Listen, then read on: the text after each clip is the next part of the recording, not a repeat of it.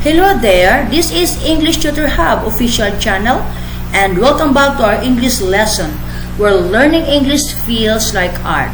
And today we shall be looking at how to use from in English.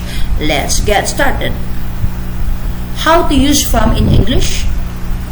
From is a preposition that can be used in several ways. From is a preposition that can be used in several ways. To indicate the origin. To indicate the origin. From is used to indicate an origin, a starting point in space. From is used to indicate an origin, a starting point in space. Where do you come from? Where do you come from? Yushi comes from Japan. Yushi comes from Japan. I borrowed this computer from my father. I borrowed this computer from my father. I got an email from her today. I got an email from her today. He tried to steal it from me. He tried to steal it from me. This passage is from a novel written by Stephen King. This passage is from a novel written by Stephen King. Can you get me a spoon from that drawer? Can you get me a spoon from that drawer? From can also indicate a starting point in time, usually to talk about the future. From can also indicate a starting point in time, usually to talk about the future. Tickets for the concert are on sale from Monday. Tickets for the concert are on sale from Monday. Be from and come from are always in the present when we talk about a person's origin. If we use come from in the past, it indicates the starting point of a trip, not the country or city where the person was born. Mr. Smith comes from New York. Mr. Smith comes from New York. He was born or he lives in New York. He was born or he lives in New York. Mr. Smith came from New York. Mr. Smith came from New York. Mr. Smith has traveled from New York. Mr. Smith has traveled from New York. From with to/until. We use from with the preposition to or until to mark the beginning and the end of an action in time. In general, we use instead from to in the past times and from until to talk about an event in the future. I work from 9 a.m. to 5 p.m. every day. I work from 9 a.m. to 5 p.m. every day.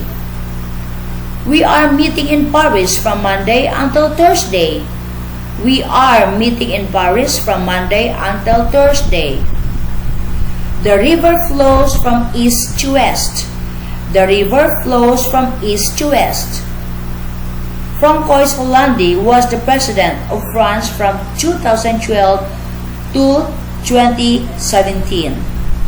Francois Hollande was the president of France from 2012 to 2017. From can also be used with numerical indication, prices, numbers. The price went up from $100 to $150. The price went up from $100 to $150.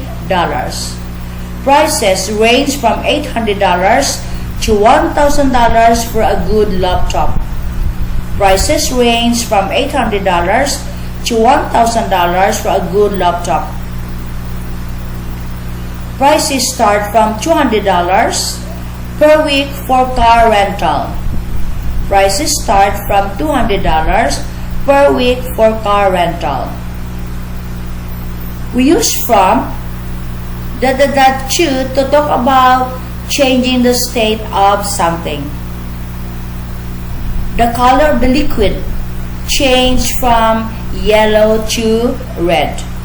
The color of the liquid changed from yellow to red. To express distance. With from, we also express the idea of a distance. With from, we also express the idea of a distance. He's moved from London to Tokyo. He's moved from London to Tokyo. We are only 5 minutes from the beach.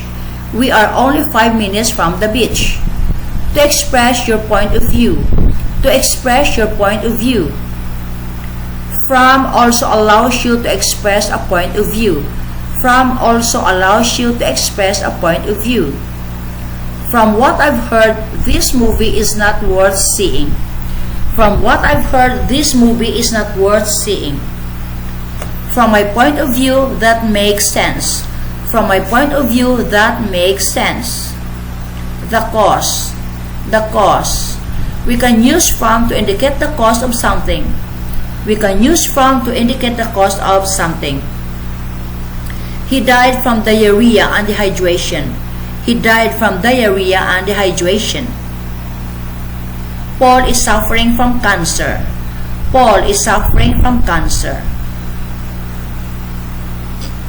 To express separation, exclusion, differentiation. An umbrella protects from the sun. An umbrella protects from the sun. He knows right from wrong. He knows right from wrong. He's quite different from the others. He's quite different from the others. The material of ingredient. The material of ingredient.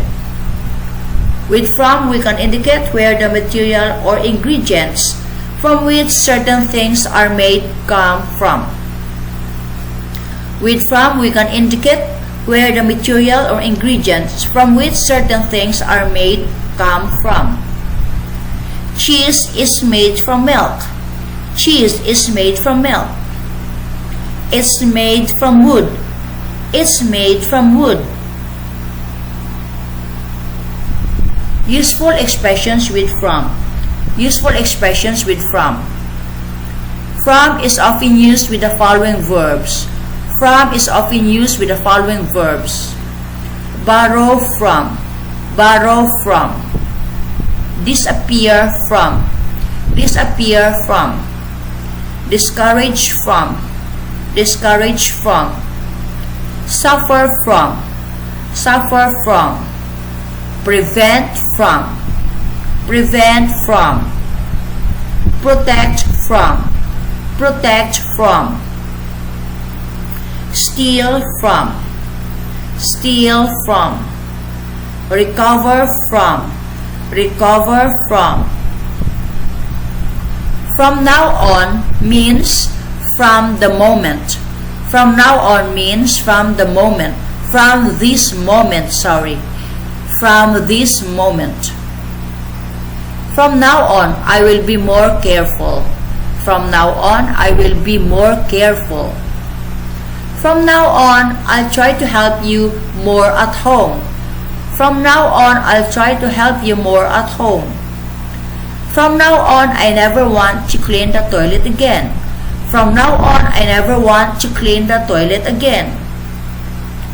Other useful expressions with from. Other useful expressions with from. Apart from. Apart from sport, I like music. Apart from. Apart from sport, I like music. Aside from. There is nothing here aside from the library. Aside from. There is nothing here aside from the library. So, this video ends here about how to use from in English. Thanks for watching.